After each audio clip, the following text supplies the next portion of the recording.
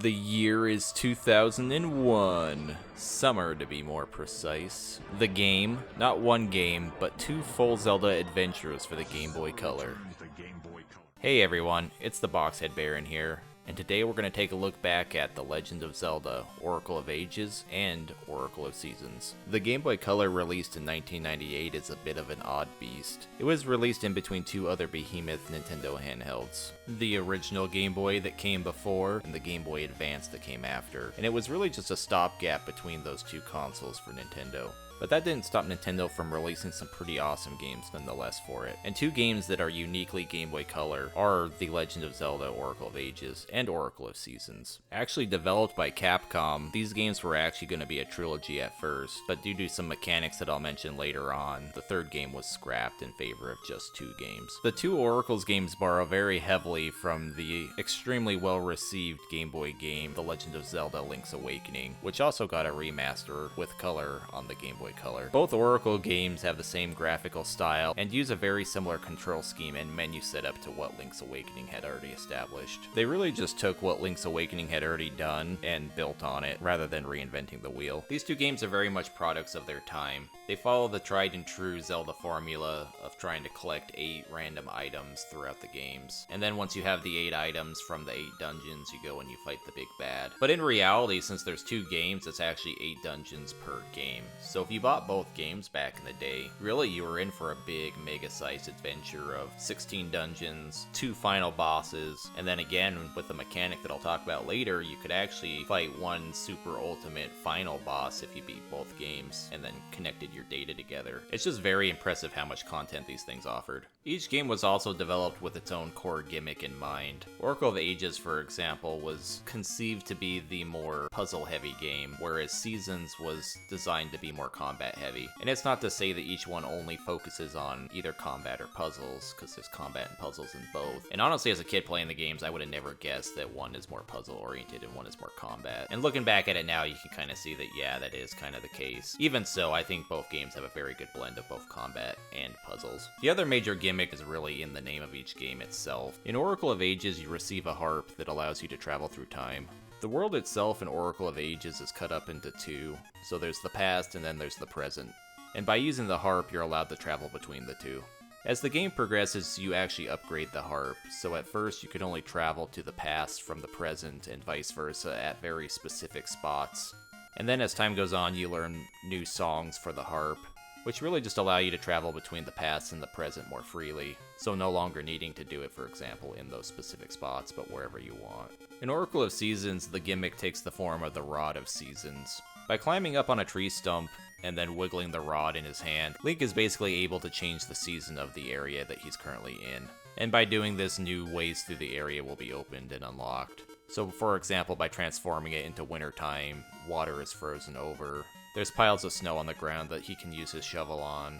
And in the summer, for example, there's vines that might be growing that aren't normally there in the winter or the spring. All in all, though, they're both very Zelda-y gimmicks, but they're both done really well. These games just ooze with style, and like a lot of other handheld games back at the time, you really needed to rely on some of the supplemental material to get that style. By looking at things like the back of the box, the instruction manual that came with the game, and even the player's guides that were offered at the time. There's so much official art out there for these games, with all the Goonie characters, and it really sets your mood for the games themselves when you're playing them if you've looked at this art beforehand. The map design in both games is just superb. These are the kind of games where you just love to go back and look at maps of the areas just on paper because they look so good. Everything's cut up into a grid with each screen being a square, and there's just something very magical about looking at a printed out picture of these maps, just seeing how the screens are all cut up. Maybe I'm just crazy, maybe it's just me, but I love this kind of stuff. Even the dungeon designs are pretty cool. A lot of them actually have motifs or motifs, I guess, if that's how it's pronounced, where the dungeons themselves are actually shaped like things. So for example, there's a dungeon in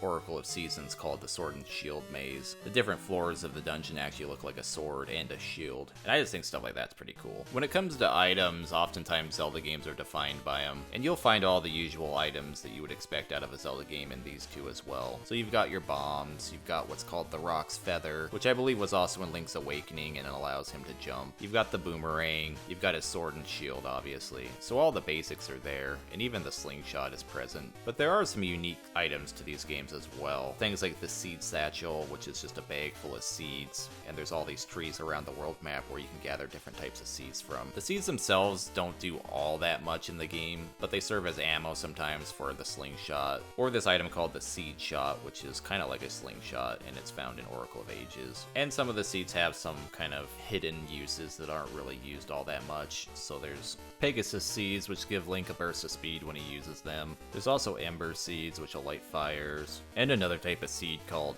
Mystery seeds, which do all kinds of random stuff. If you use them on owl statues, the owl will actually come to life and tell you a hint about the area or where to go next. And then there's also Gale seeds, which serve as your quick travel for the game. They basically allow you to warp to any other seed tree. Another really unique mechanic to these games is the ring system. Throughout the game, you'll find unappraised rings, and you can bring them to an NPC located in the main town of each game, and he'll appraise them for a small fee. Once appraised, they basically randomly generate and become one of a list of rings. The rings themselves have lots of different effects. Some of them are useful in terms of combat, so they'll give you more attack power with certain items, or some will be more defensive, whereas others are just kind of silly or cosmetic, or they're kind of just trophies or achievements there to symbolize something that happened. All in all though, it's a pretty cool mechanic, and finding the rings that are unappraised to get them appraised is pretty fun. There's kind of a gotta get them all mentality towards the whole thing, and one of the main ways of actually getting these rings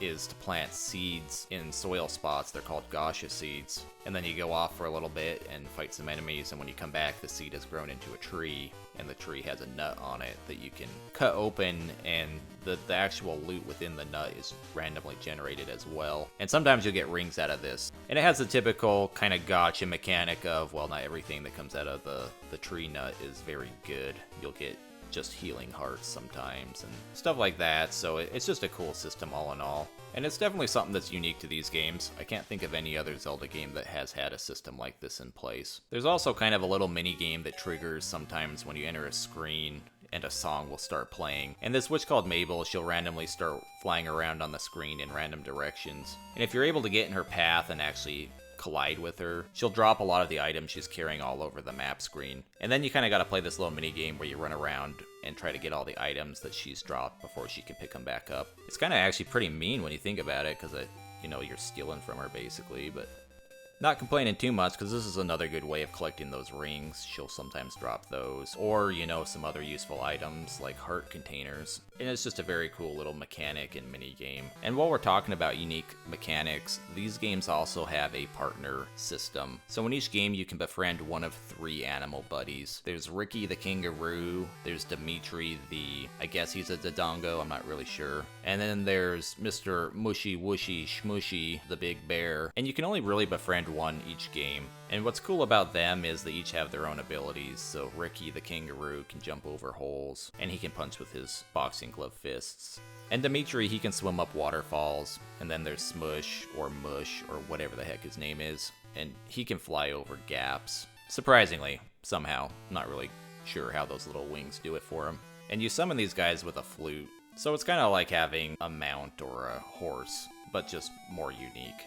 But what's really cool about this is there's an area in each game that changes based on which animal partner you pick. So if you pick Ricky, for example, that area of the game will be completely different than if you had picked Dimitri. If you picked Ricky, it'll be more covered in gaps and stuff for Ricky to jump over and more tailored towards playing with Ricky. Whereas if you had picked Dimitri, it'd be covered in water. And it's really something you wouldn't even notice if you hadn't played the game over and over again with different characters, or if you hadn't read about it somewhere. Oracle of Ages and Seasons are very unique because you can actually transfer your progress from one to the other, using a system that the game calls the secret system. Basically, what happens when you beat one of the games is at the end of the game, you'll get a password, and if you take that password and then input it into the other game before you start the game, it'll actually register that you've beaten the previous game. And then it'll treat your second game almost as a continuation. So new scenarios will unlock, you'll start out with an extra heart container, but more importantly, once you beat that second game, you'll actually be able to participate in a final scenario where the true, ultimate evil boss is.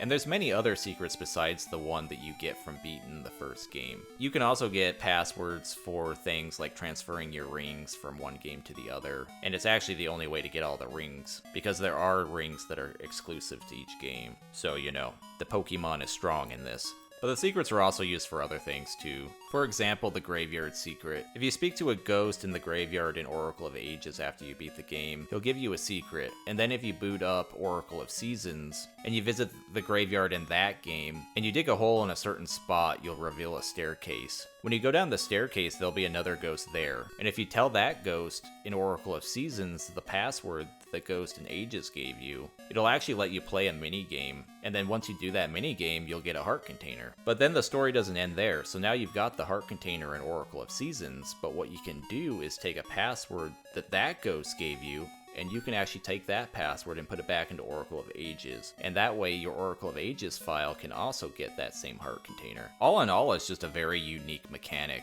It's kind of a pain in the ass because typing in the passwords gets a little old. And it's really hard sometimes to document the passwords just because they do use some weird special characters that are hard to draw out on a piece of paper. But you gotta give them props for what they've done here, because there are very few games that have something like this going on. Especially when you just think about the time when these games were released. And so if you remember back at the beginning of this video when I told you that there was actually supposed to be a trilogy of games, and then they had to cut it down to 2, and the reason why they had to cut it to 2 is because it was getting to be too hard to make this password secret sharing system work with 3 games. And honestly, it kind of hurts my brain even thinking about how it could work with 3 games. So you're probably saying to yourself, okay Boxhead Baron, this all sounds cool, but which one should I start with? And I'll tell you straight out the gate that Oracle of Ages is better, because that's the one I had as a kid.